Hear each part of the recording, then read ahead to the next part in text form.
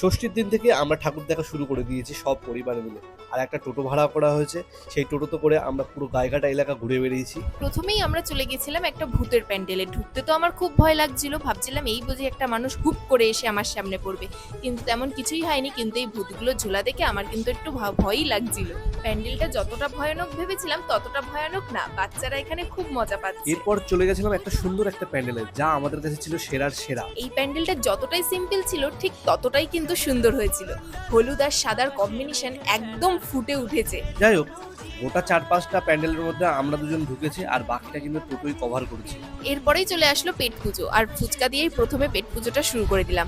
আজ যেহেতু ষষ্ঠী তাই মা আর কিছু খায়নি, আর বাপি এমনিও বাইরের খাবার খায় না, তাই আমরা দুজনে মিলেই পেট পুজোটা সেরে নিলাম।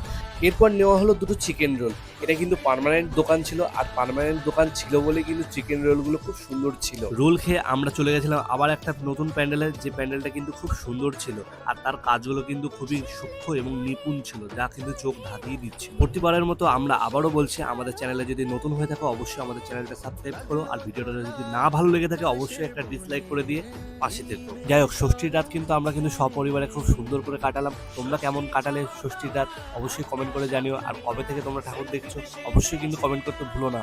তো আজকের মতো বাই বাই।